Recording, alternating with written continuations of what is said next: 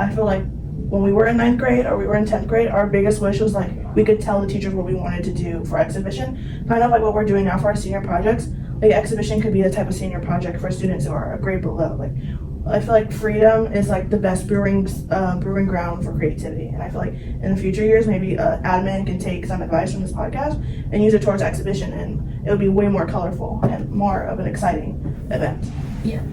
I'd also like to add the fact that like exhibition is actually really helpful, at least in my case, because when it comes to presenting in front of people that you don't know, it can be really scary and really intimidating. But I mean, having that practice and presenting in front of a bunch of different people gives you that preparation for the future, whether it's for future jobs or anything like that. Like you're learning how to dress professionally, speak professionally, and talk about something that you know, and you know, speak in a manner that is professional and everything like that. Like it's a very, very, very important part of, I guess, like life. And I think that's why like that's something that I really love about this school, is just the fact that like it does really prepare you for, you know, future meetings, future interviews, and everything like that. Like it prepares you really for well. life. Yeah.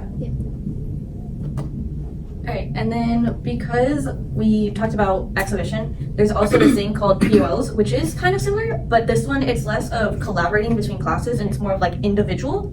And this is in place of your finals. So because at the school we're project-based, instead of taking like tests or finals or whatever, you will present a project in front of the class and your teacher to show like your mastery of that skill. So Mr. B, if you could talk just a little bit about it. Yeah, POLs are probably my most favorite thing that we do here at Da Vinci. POLs are probably the reason why I'm still a Da Vinci teacher. Because as Alina just said, the great thing about our school is that even as starting from 9th grade all the way up to 12th grade, you have to know how to present a presentation, a professional one, and more importantly, you have to know how to present it in front of your peers. And that's a skill I did not really do well until like my 2nd or 3rd year of college. Wow. As a freshman and a sophomore in college, I was a horrible public speaker. Horrible.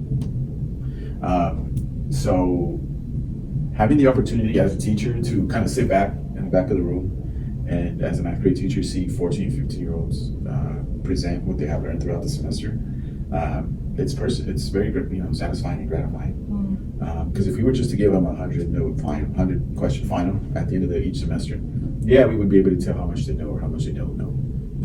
But what skill would the student really leave with besides the knowledge of how to conjugate, for example? But when they leave my room and move on to 10th grade, not only do they know how to conjugate, but they have a better idea of what it is to present to their peers and colleagues. Because you guys know presenting is always going to be a thing. Even if you decide not to go to college after high school, and if you decide just to start working, odds are you're going to have to present something to your colleagues. It may not be 30 or 40 colleagues, but it can be like 4 or 5 colleagues, right? Your boss will ask you to tell your colleagues something, and you have to present it in an understandable way. So presenting will always be a part of your adult life, and practicing that starting in 9th grade is something that it's a skill that I wish more schools would do, and a lot of other school districts are starting to see the importance of that.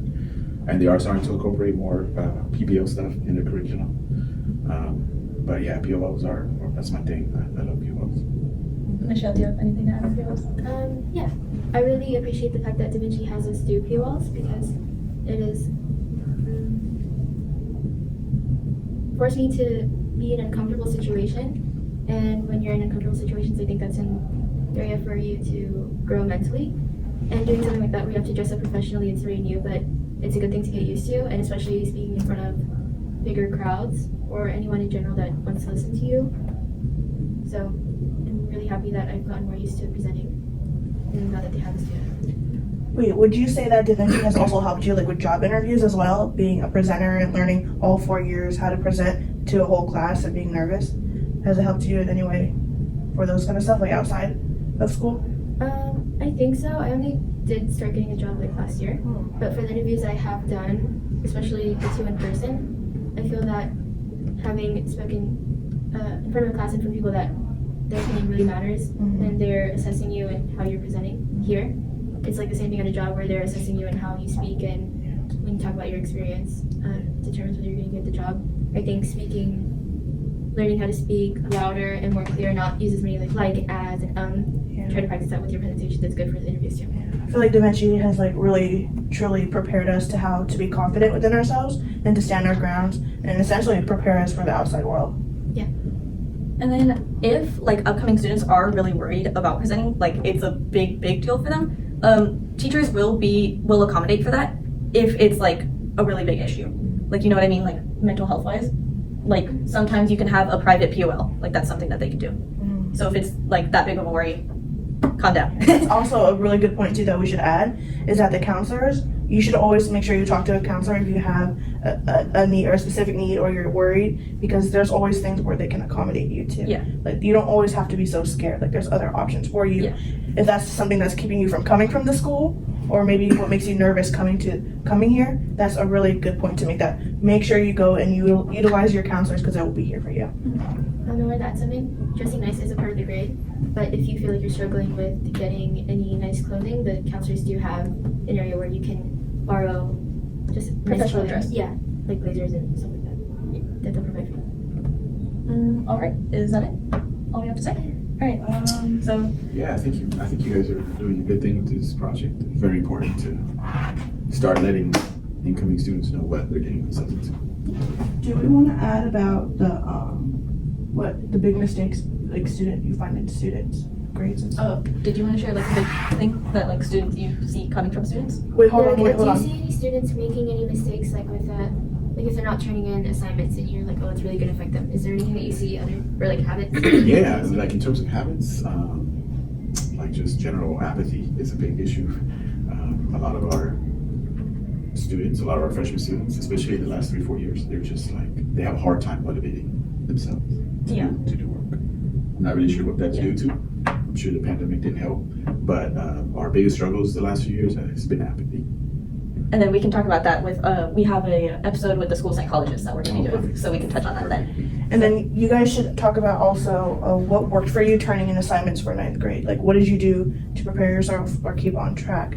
Like, in regards to what he said about how it's apathy, maybe you can give advice to new incoming students about what you did for your assignments or what you did when you were procrastinating. I think honestly, have just a little motivator to get you through the week. Like, oh, we're like halfway through the week. It's almost Friday. If I get this done now, I'm closer to Friday. Like, maybe like that.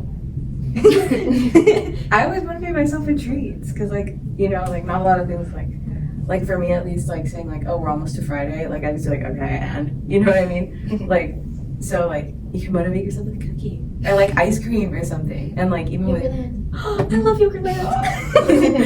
and like even with POLs, because my parents knew like how stressed out I would get because I had never presented in front of people before because I had previously been homeschooled, so I didn't have a lot of experience with other people.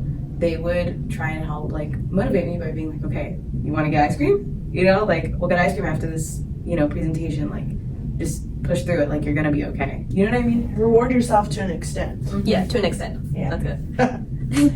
And I'd say another thing to add on too is to realize when they tell you that grades matter in the earlier years of high school, it surely does. Because when you get to senior year and you're so excited to apply to colleges and everyone else is applying to colleges, that FAFSA and having an over 3.1 GPA will get you your probably 2 years of college paid off. And that's something that's really important to somebody or some people if you don't have money to spend a lot of money to spend on college. So I would say if you're really looking to get into college, make sure you're on track, even if it's like year 1 or year 2, because colleges will look back at that, or the FAFSA Foundation or the Cal Grant Foundation are just going to look at your grades to see if you qualify for grant money. And that's free money. So I would say get in a mindset for the future. Think about that last year and how you're going to be so excited to go to college, and think about your future. Yes, you're having fun now. Yes, you're young and you might not care now, but just think about how you will feel in your future depending on what college you want to go to. Yeah, and then we'll also touch on that in our college episode. Yay! Yeah. Oh, okay. So I think that's it. Okay. Thank you, very Mr. B. much. Absolutely. Thank you. Thank you. Yay! All right, woo!